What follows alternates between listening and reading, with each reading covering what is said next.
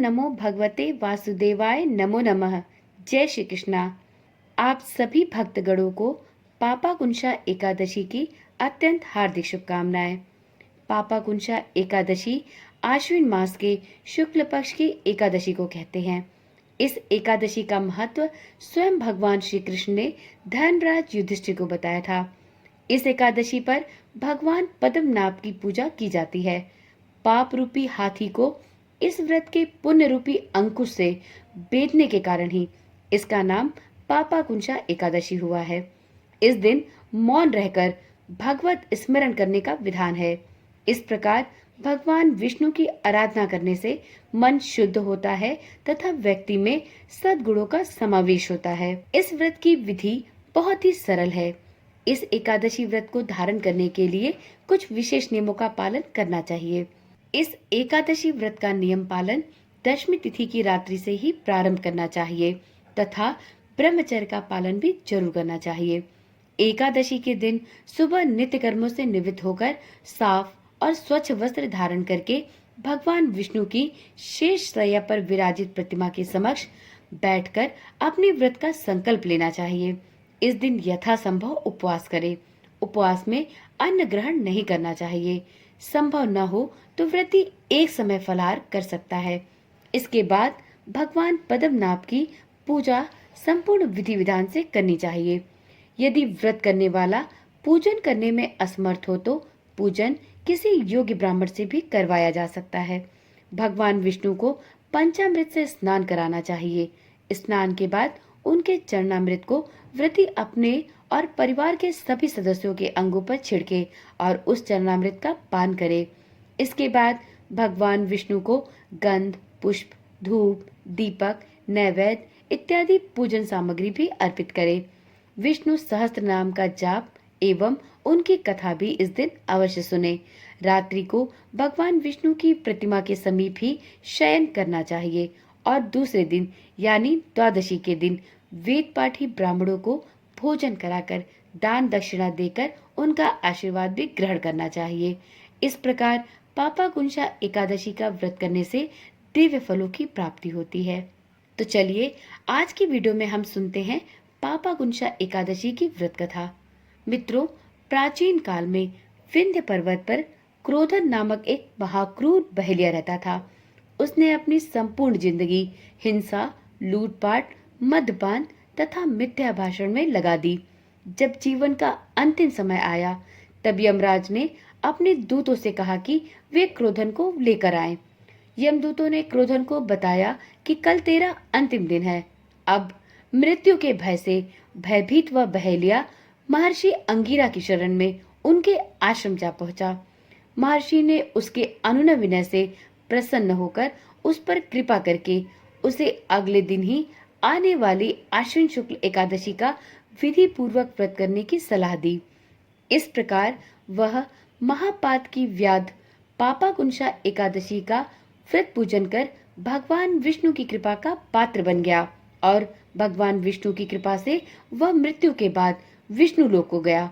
उधर यमदूत इस चमत्कार को देखकर हाथ मलते रह गए और बिना क्रोधन को लिए हुए ही यमलोक वापस गए। तो इस प्रकार से एक दिन के पापाकुंशा एकादशी का व्रत करने से क्रोधन जैसा महापापी बहेलिया भी विष्णु भगवान की शरण में पहुंच गया। इसलिए इस व्रत को बहुत ही पुण्य फलदायी माना गया है, क्योंकि यह साधक के सभी पापों पर अंकुश लगा देने वाला व्रत है। चलिए अब जानते हैं युधिष्ठिर से श्री कृष्ण भगवान ने इस एकादशी व्रत का क्या महत्व बताया है। एक बार युधिष्ठिर जी ने भगवान श्री कृष्ण से पूछा, हे मित्र, आश्विन शुक्ल पक्ष की एकादशी का क्या महत्व है और इस अवसर पर किसकी पूजा की जाती है?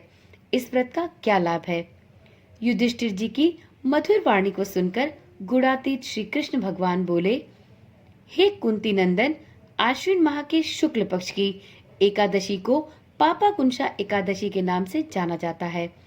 इस व्रत का पालन करने से व्यक्ति के सभी पाप नष्ट होते हैं और व्रत करने वाला व्यक्ति अक्षय पुण्य को प्राप्त करता है। इस एकादशी के दिन इच्छित फल की प्राप्ति के लिए भगवान विष्णु का पूजन करना चाहिए।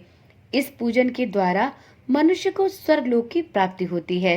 हे अर्जुन, जो मनुष्य कठिन तपस्याओं के द्वारा फल की प्राप्ति करते हैं, वह फल इस एकादशी के दिन क्षीरसागर में शेषनाग पर शयन करने वाले भगवान विष्णु को मात्र नमस्कार कर देने से मिल जाता है और मनुष्य को यम के दुख भी नहीं भोगने पड़ते। हे पार्थ, जो विष्णु भक्त शिव जी की निंदा करते हैं अथवा जो शिव भक्त विष्णु भगवान की निंदा करते हैं, वह नरक को जाते हैं। 1000 अश्वमेध और 100 राजसूय यज्ञ का फल इस एकादशी के फल के 16वें भाग के बराबर भी नहीं होता। अर्थात इस एकादशी व्रत के समान संसार में अन्य कोई ऐसा व्रत नहीं है जो इतना पुण्य साधक को प्रदान कर सके। इस एकादशी के समान विश्व में पवित्र तिथि नहीं है। जो मनुष्य एकादशी का व्रत नहीं करते हैं, वह सदा पापों से घिरे रहते हैं।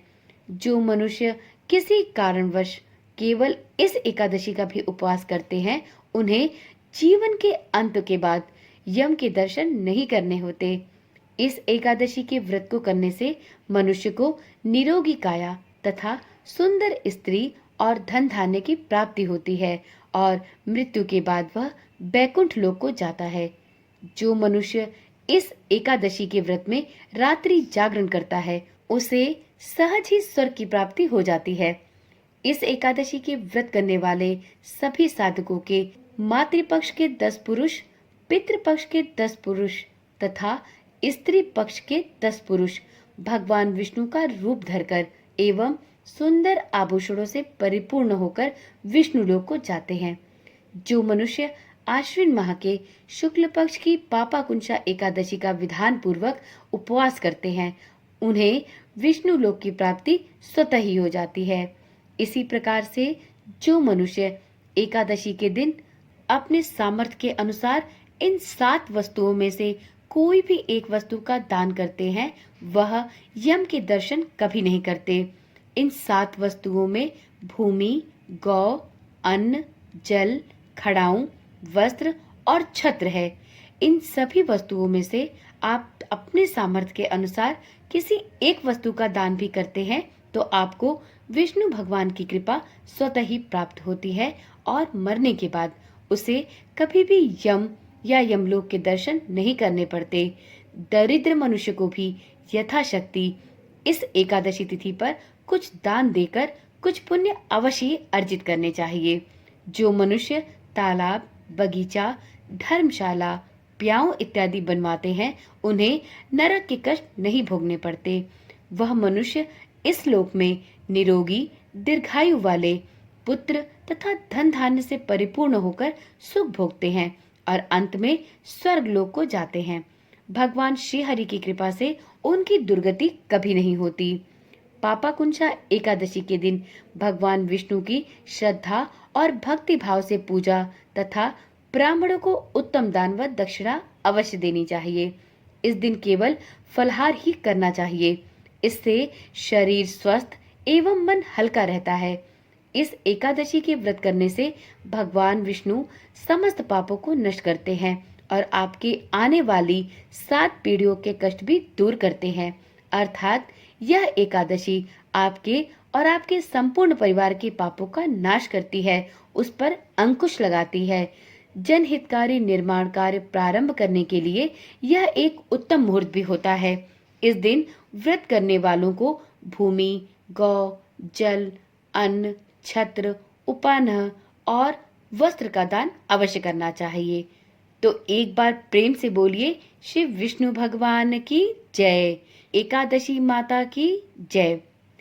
तो मित्रों, आज की वीडियो और पापाकुंशा एकादशी व्रत कथा यहीं पर समाप्त होती है।